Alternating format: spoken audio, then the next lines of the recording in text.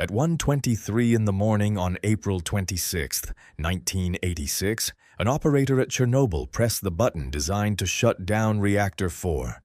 A few seconds later, this is history off script, where history stops following the plan.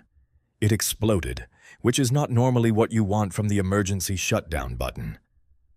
And no, one sleepy worker did not accidentally delete northern Ukraine.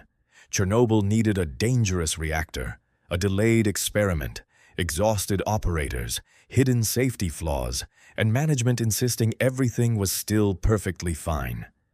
Basically, every possible problem attended the same meeting. The Soviet Union needed enormous amounts of electricity. Nuclear power delivered it, looked futuristic, and gave officials something impressive to point at, while everything else struggled. Look, citizens, we have mastered the atom. Can we have more food in the shops? Please keep looking at the atom. Reactor 4 stood in Soviet Ukraine near Belarus, far from Moscow, but unfortunately not far enough away from the decisions being made there. Only 3 kilometers away was Pripyat, a modern city of nearly 50,000 people, filled with apartments, schools, parks, shops, and families whose lives depended on the plant. To them, the plant was not a giant evil building. It was their employer, their electricity, and basically the neighborhood's extremely radioactive sugar daddy. Enjoy animated history, dark humor, and terrible decisions? Subscribe to History Off Script and drop a like. Now meet the reactor. A nuclear reactor sounds terrifyingly complicated, but the basic plan is simple. Uranium atoms split and release heat. Heat boils water. Steam spins a turbine. The turbine produces electricity, and your light turns on so you can watch videos at 3 in the morning. Congratulations, you now understand enough nuclear physics to become dangerously confident online.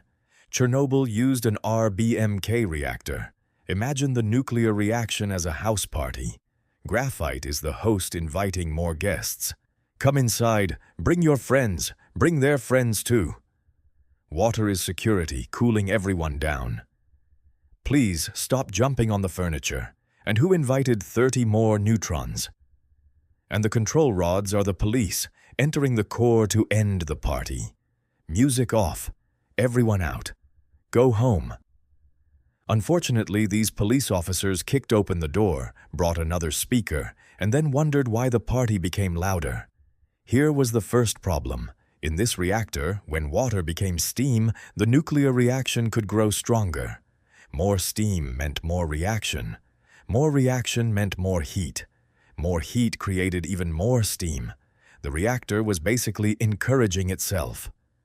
Should we calm down? No. Lower the temperature? Absolutely not. Become hotter for no reason? Now you're thinking like a reactor. Engineers call this a positive void coefficient. Normal people call it anger issues. Then came the control rods. They were supposed to enter the core, absorb neutrons, and lower the power. Except their ends contained graphite. When inserted, that graphite first displaced water and could briefly increase the reaction before reducing it. That is like buying a fire extinguisher that sprays gasoline for 3 seconds. Don't worry, the water comes afterward. Wonderful design. Extremely comforting. Surely the operators were clearly warned about these flaws, right? Well, this was the Soviet Union. The process was simple.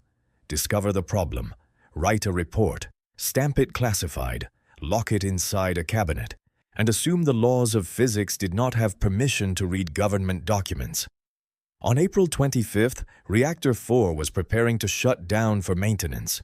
Before that, workers wanted to run a safety test. If outside electricity failed, cooling pumps still needed power while emergency diesel generators started. So they asked whether the slowing turbine could temporarily power those pumps.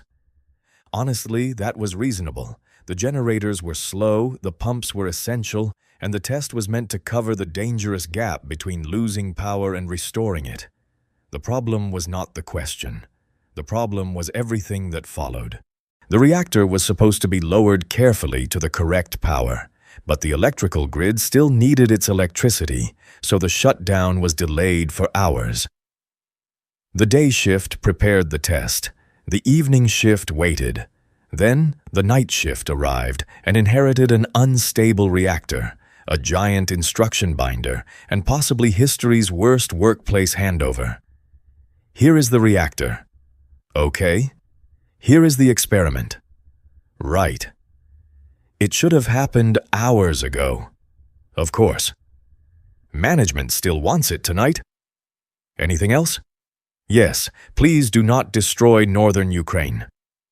Then the reactor's power dropped far lower than planned, almost to zero. At low power, xenon 135 accumulated inside the core. Xenon absorbs neutrons and weakens the reaction. Basically, the reactor climbed into bed, pulled up the blanket, and said, "Please leave me alone. I am shutting down." The safe choice was to cancel the test and try again later. But apparently, try again later had been removed from the Soviet dictionary. So the operators tried to wake the reactor back up. To raise the power, they withdrew more control rods. Then more. Then a few more for emotional support. The reactor recovered to only about 200 megawatts, far below the planned level, but the test continued. The reactor was basically filling out a medical form. Are you stable? No. Operating normally? No. Ready for a major experiment? Absolutely not. Excellent. Test approved. Some protection systems were also disabled or prevented from interrupting the experiment. Nobody wanted an explosion. They believed they could still control the reactor. Then one of history's most dangerous sentences entered the room. We already came this far. At 1:23:04, the test began. Steam reaching the turbine was reduced, and the enormous turbine started slowing down. As the turbine slowed, the pumps connected to it received less electricity. The pumps weakened, sending less cooling water through the reactor.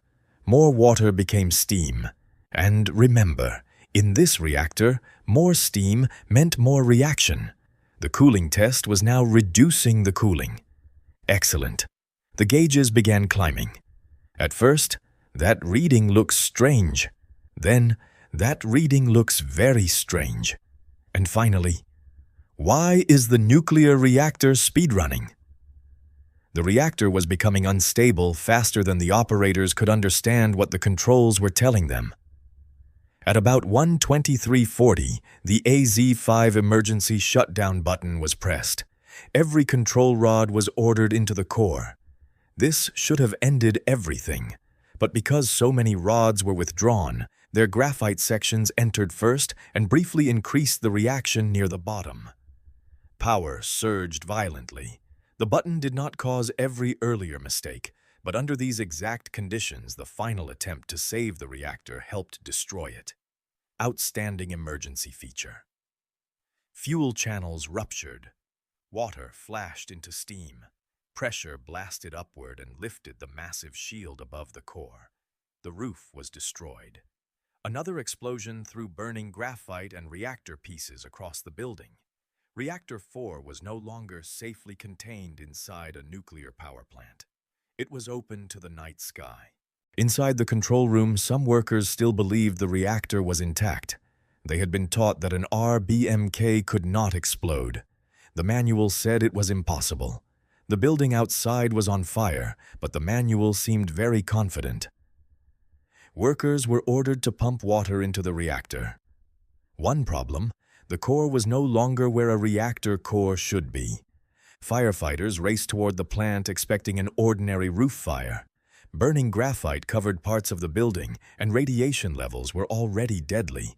But radiation is invisible, so many had no idea what they were approaching. They still climbed the roofs and fought the flames, helping stop the fire from spreading. They expected a normal emergency. They entered a nuclear disaster. By sunrise, the reactor was open. Radioactive material was escaping into the air, and Pripyat knew nothing. Families were beginning an ordinary Saturday. Children were waking up. People were walking outside. The government still had not told them what had happened. The reactor had exploded. The city had not been evacuated. And the disaster was only beginning. Subscribe for Part 2, The City That Never Returned.